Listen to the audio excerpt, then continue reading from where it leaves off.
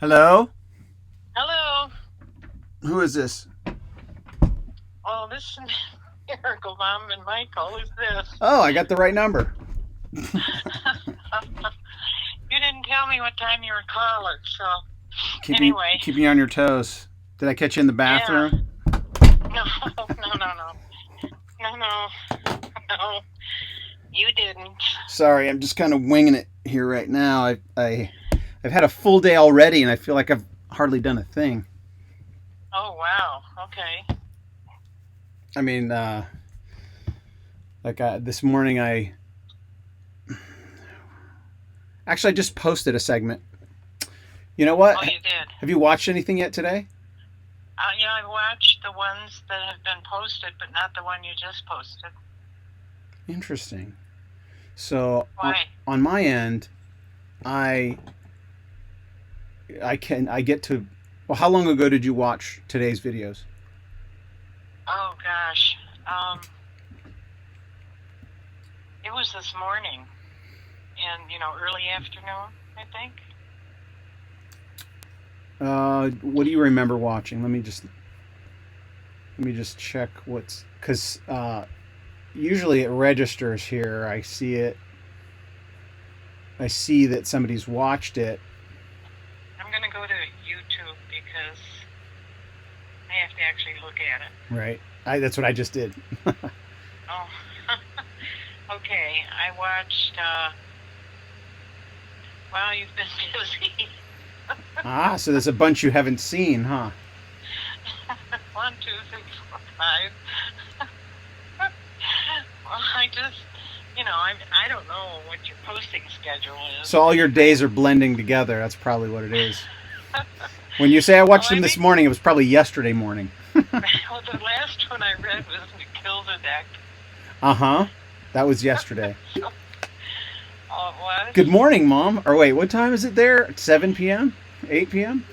7:55. Are we live right now? Not live, but this is definitely going to be a part of programming notes. Okay. Oh gosh. Well, I didn't. Our last conversation, you said something about. Calling on Wednesday. Yeah, I think so. So, So you were going to wait so till Wednesday and get caught up? yeah, right. That's all right. That's fine. Now I've got something nice to do here. Right. You have a nice evening ahead of you. Yeah, exactly. A couple hours before you nod off of posting feverishly to Facebook. Oh, you caught me at quite a time, Uh oh. boy. What's happened? What happened? Well, real quick. A friend of mine posted something on my Facebook page. She asked me to go to this website and read. This website was coming down, and they were gonna, go off the internet or whatever. They were taking Anyway, it down, or they're going to be taken down they were. I don't really voluntarily. know Oh, okay. for sure. I don't know for sure. Anyway, and so she said you need to go and read this pastor's final letter. Ooh. Well, and she said it's Zionist Uh Zion Ministries. huh. Does that ring a bell? Well, there's lots of lots of churches will come up with names that are biblical Okay. and scriptural, and some of them are. I mean, a cult can be named that, and a normal Well, church can be named that. There's all kinds of different. yeah, People can I pick a know. name whatever they want. Some of you just have to know who they are and what they teach to know if they're Yeah, you know. exactly. Well, I did. I went to where she said to go. Now, this friend on my Facebook page, she's someone I worked with, somebody I know. And I know she's a Christian. Got it. Anyway, so I went. I started reading, and it didn't take me long. Come to find out, this letter is written from the pastor of a knockoff branch of the Church of God, Mm-hmm. which is a cult. It's a cult. Yeah. Well, there's a book called The Kingdom of the Cults. I don't know if you're aware of it. Um, it's a I it's like an don't think I've heard it. encyclopedia. It's like a dictionary. It's like, oh, let's see, what is this? What did this? What do these people believe? Oh, it's called The Kingdom of the Cults. It just It lists, Yeah. and the book gets thicker and thicker every time they put it out because there's more people Right. making up cults, that's crazy teachings and stuff. Well, as I went through it, I realized immediately, this whole thing is a scam, but Mm.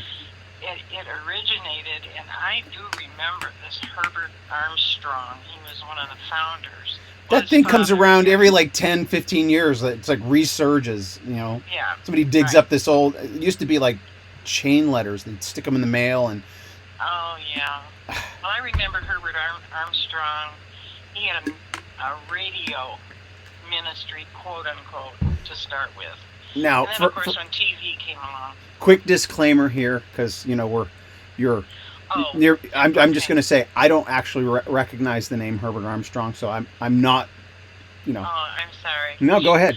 Well, I guess just to sum it up, because I could talk about it for the next 10 hours, but it was so disturbing. It was just disturbing, emotionally, mentally.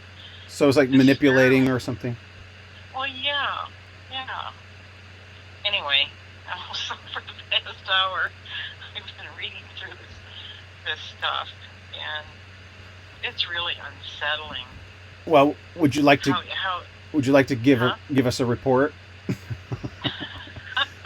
me, or the results, or what? Well, what you've been researching. You want to collect your thoughts and do another segment at another time, or you want to just spit it off the top of your head what you found?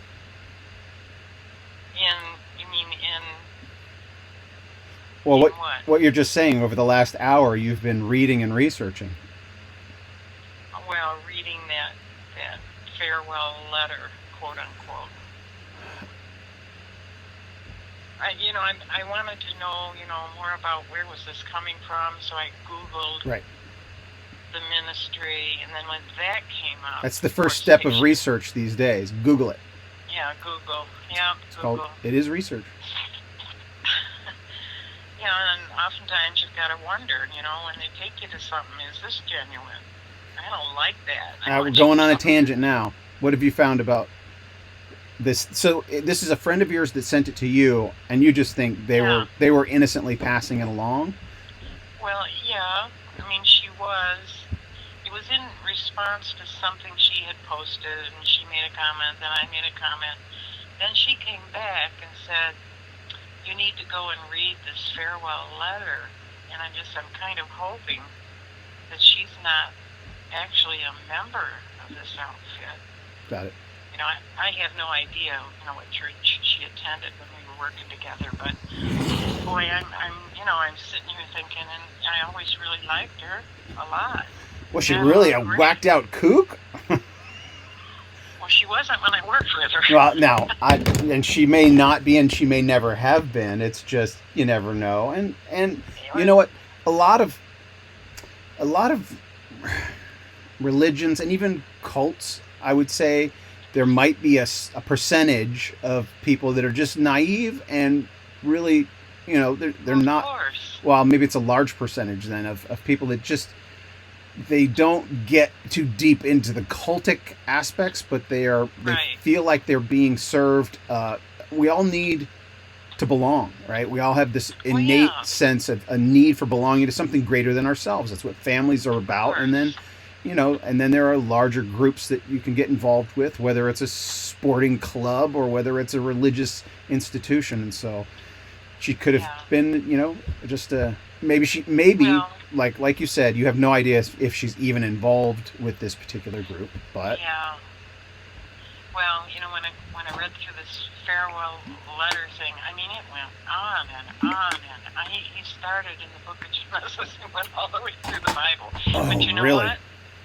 You know what happened? I didn't read the whole thing. I read enough to realize what I was reading was, certainly not of any benefit and maybe harming people. Anyway, he never ever mentioned at all the crucifixion and the blood of Jesus. Yeah, that's a dead giveaway right there. Not once. Then I knew.